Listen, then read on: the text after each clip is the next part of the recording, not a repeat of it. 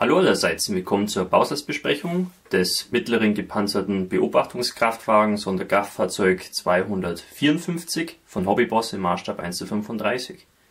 Das ist meiner Meinung nach wohl so ziemlich das abgefahrenste Fahrzeug, was es in der Wehrmacht so gab. Das ist ursprünglich ein österreichischer RR7 Artillerieschlepper, der dann in den späten 30er Jahren, frühen 40er Jahren von der Wehrmacht weiterverwendet wurde und auch neu gebaut wurde und da eben als Beobachtungsfahrzeug für motorisierte Artillerieeinheiten eingesetzt wurde. Das Interessante an dem Fahrzeug ist das Fahrwerk, wie man sehen kann. Wir haben einmal Raupenketten, aber auch normale Reifen. Das ist recht interessant, diese Kombination aus beiden Antriebsarten. Ist entsprechend kompliziert am echten Fahrzeug und am Bausatz ist es auch nicht ganz einfach. Die Verpackung ist bei Hobbyboss immer sehr stabil. Das sind wirklich sehr dicke Kartons, die hier verwendet werden. Innen drin haben wir hier dann auch nochmal ein abgeteiltes Fach, dass hier diese Wannenteile nicht irgendwie zerdrückt werden können. Und die Gießäste sind ganz sinnvoll eingetütet, dass da nichts irgendwie abgeschert werden kann. Ist eine sehr gute Verpackung. Schauen wir uns zuerst die Bauanleitung an. Hier haben wir ein paar allgemeine Sicherheitshinweise und Zeichenerklärungen. Das kennen wir ja alles. Es folgt dann hier eine Übersicht mit allen enthaltenen Teilen und Gießästen. Und dann geht hier der Zusammenbau los. Wir starten hier mit ein paar Rollwagen vom Kettenfahrwerk. Dann kommt praktisch die Rückwand vom Aufbau mit den Einstiegsluken. Die können wir geöffnet bauen, wenn wir wollen. Allerdings viel bringen wird es nicht, weil kaum Inneneinrichtung vorhanden ist. Hier haben wir wieder Teile vom Fahrwerk, von der Unterwanne, wo das dann alles rankommt. Schön finde ich, dass die untere Hälfte der Wanne schon ein Teil ist. Dann stimmen praktisch die Winkel schon. Das ist oft ein Problem bei Fahrzeugen dieser Art, aber hier ist es eben schon vorgegeben. Das sollte dann auch gut passen. Hier kommt dann der Boden ran und die Rückwand, die wir vorhin schon gebaut haben. Ja, das sieht eigentlich alles ganz übersichtlich aus. Es werden nur wenige Teile pro Bauschritt eingebaut. Also da sollten eigentlich alle mit klarkommen. Hier kommt dann das Kettenfahrwerk schon mehr oder weniger zusammen. Hier sehen wir dann, wie die Bereifung aufgebaut wird. Kann man hier auch alles lenkbar bauen, wenn man will. Das finde ich doch ganz nett gemacht. Hier sehen wir dann nochmal beide Optionen. Hier der Kettenantrieb, hier der Reifenantrieb. Beides ist darstellbar, ohne Einschränkungen. Das finde ich sehr schön.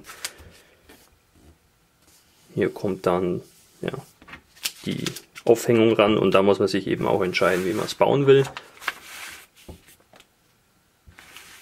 Hier kommt dann nochmal eine Achse rein.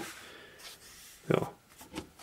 Wirklich verwegen, sowas sieht man eigentlich selten. So einen Aufbau vom Fahrwerk, das ist dann doch etwas außerhalb der Norm und deswegen bestimmt auch interessant mal zu bauen. Ja, dann die Ketten, die liegen als Einzelkettenglieder bei. Finde ich eigentlich ganz gut. Ich habe bloß bei Hobbyboss da eher schlechte Erfahrungen gemacht.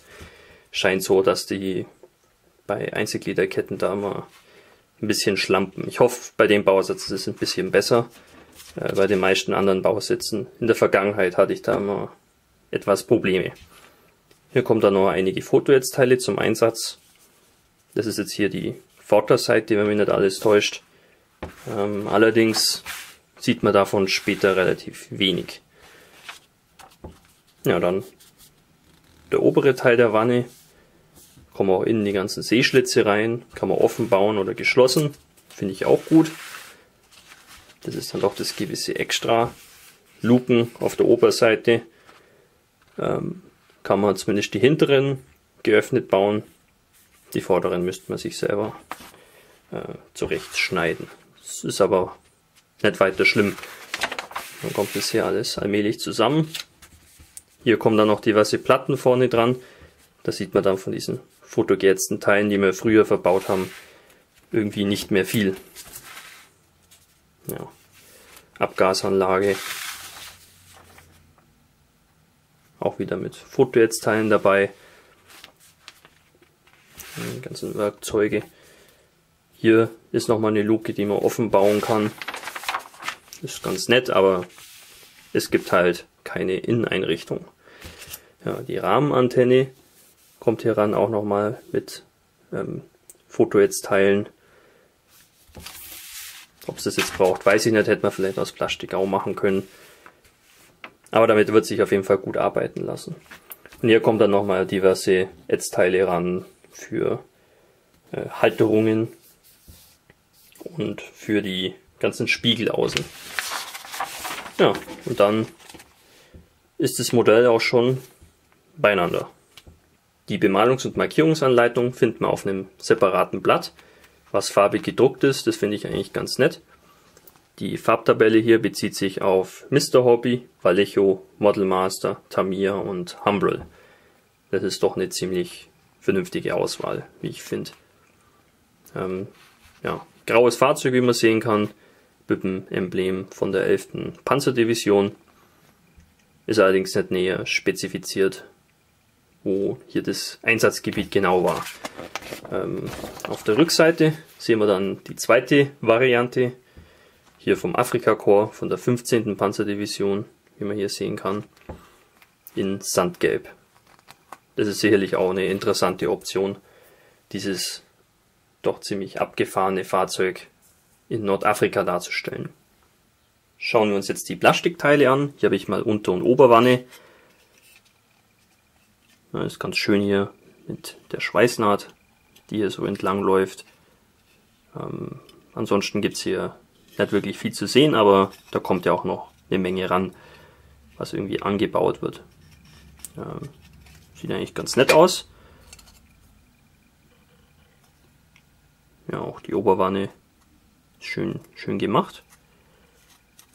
Bisschen Fischhaut hier und da, aber das ist so minimal, das kann man vernachlässigen.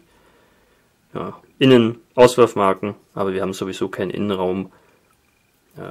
Das entfällt sozusagen. Die Teile passen eigentlich ganz gut aufeinander. Schön spaltfrei. Das macht doch Freude. Also kein Verzug hier, das sollte gut passen. Am Guisarst A findet man dann noch diverse Teile, die an die Unterwanne kommen. Hier zum Beispiel die Aufnahmen für das Kettenfahrwerk. Hier auch die Rückseite des Aufbaus. Diverse Achsen und Luken. Das macht auch alles einen einwandfreien Eindruck. Keine Fischhäute zu sehen. Sind nur relativ viele Verbindungspunkte an Guisarst, an manchen Teilen. Da muss man halt bei der Versäuberung ein bisschen sorgfältiger sein. Das ist aber auch schon das einzige Mini-Problem, was ich hier sehen kann. Alles andere ist wirklich einwandfrei gemacht und verspricht eigentlich den direkten, schnellen Bastelspaß. Guisarst B hat hier noch ein bisschen Schaumfolie dran, was einen gewissen Bereich schützt von dem Guisarst. Und zwar hier die Rahmenantenne, die relativ bruchgefährdet ist. Ist eine sehr gute Maßnahme, dass da auf dem Transport und bei der Lagerung nichts kaputt geht. Hier sehen wir allerlei Teile der Visiere und Werkzeuge. Alles, was so an die Wanne irgendwie rankommt im oberen Bereich. Die Werkzeugklammern sehen gar nicht mal schlecht aus. Klar kann man die mit Fotonetzteile noch aufwerten, wenn man will, aber ich persönlich bin da jetzt nicht so ein Fan davon. Mir reicht es eigentlich so, wie es ist. Das sieht eigentlich ganz nett aus.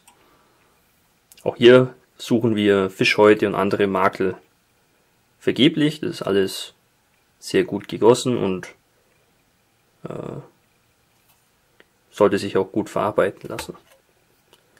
Macht einen sehr guten Eindruck. Der Guisarst C liegt doppelt bei und hier sehen wir diverse Teile vom Kettenfahrwerk. Ja, ist recht schön gemacht. Hier die Peilstange. Ist doch sehr filigranes Teil, aber ohne irgendwelche Makel gegossen. Finde ich schön. Ja, hier diverse Schraubköpfe und so. Alles sehr scharf wiedergegeben. Das wird sicherlich interessant, das mal zusammengebaut zu sehen. Guisage D liegt 4 Mal bei und da haben wir diverse Laufrollen und Felgen. Ja, da gibt es eigentlich auch nicht viel drüber zu sagen. Es sieht gut aus und sollte auch ganz schnell zum Versäubern gehen, weil hier zum Beispiel an den Laufrollen nur eine minimale Naht dran ist. Also da reicht einmal drüber schleifen und gut ist es. Am Guisage E haben wir dann die Einzelkettenglieder, insgesamt 12 Gießäste, wobei die natürlich sehr klein sind, das erklärt die hohe Zahl an Gießästen. Und das sieht auch eigentlich ganz gut aus, wobei meine Erfahrungen mit Ketten von Hobbyboss wirklich sehr belastet sind. Also da hatte ich schon ziemlich große Probleme mit. Ja. Der Guss ist sehr schön, keine Fischhäute dran, auch nur 3 Punkte zum Versäubern. Also das Auslösen gerät hier auch nicht zum Marathon. Das finde ich schon mal ziemlich gut. Ich hatte jetzt schon bei mehreren Hobbyboss-Bausätzen das Problem, dass die Kettenglieder entweder kaum auszulösen waren vom Guisage, weil sie so brüchig waren, oder dann auch überhaupt nicht ineinander gepasst haben. Das ist hier zum Glück beides mal nicht der Fall. Die lassen sich sehr schön auslösen und passen auch ineinander. Das finde ich sehr, sehr schön und beruhigt mich auch etwas. Des Weiteren haben wir noch 4 Vinylreifen.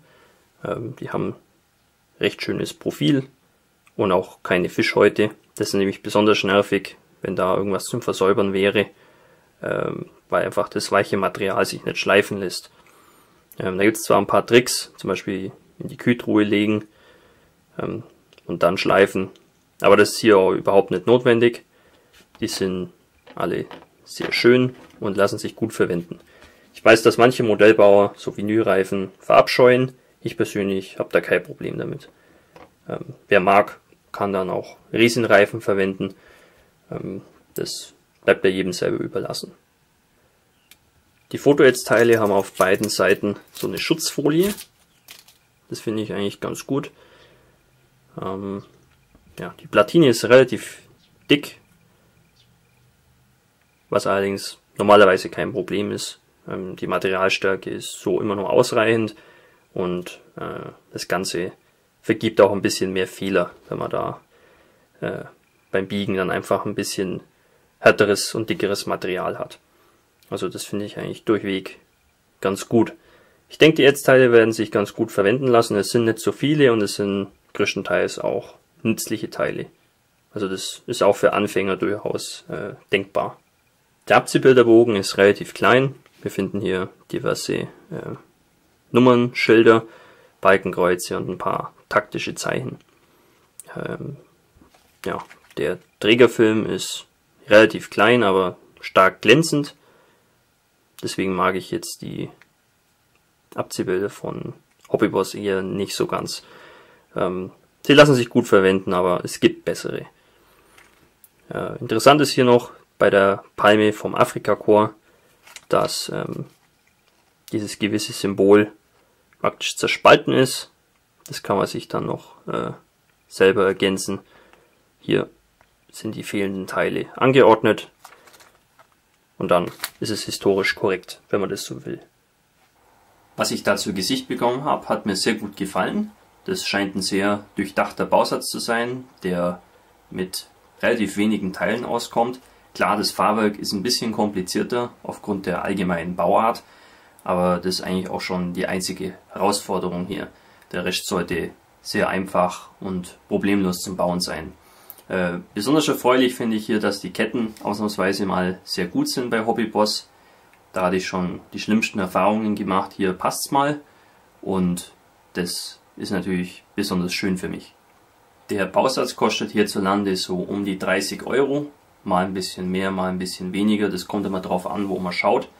Das finde ich ist ein durchaus angemessener Preis, weil man kann das Modell so wie es ist komplett aus der Schachtel bauen und es wird ziemlich gut aussehen. Die Qualität stimmt, man bekommt Foto-Edge-Teile, Einzelgliederketten, also ja, das ist auf jeden Fall ein guter Preis, den man dafür bezahlen kann. Ein besonderes Lob geht an Hobbyboss für die Vorbildwahl hier. Das hätte ich mir vor 10 Jahren nie träumen lassen, dass es von dem Fahrzeug mal einen Bausatz gibt. Die haben auch noch ein paar andere verwegene Radpanzer im Angebot von den Achsenmächten. So einen ungarischen Xaba Radpanzer zum Beispiel. Das ist ja schön, dass die mal die ausgetretenen Pfade ein bisschen verlassen und mal was anderes bringen als nur Tigerpanzer und Panther, sondern eben auch mal solche Fahrzeuge, die auch ihren Reiz haben. Soweit so gut. Das war's mit der Vorstellung. Ich hoffe, euch hat's gefallen und wir sehen uns wieder im nächsten Video. Euer Hamika Barkas.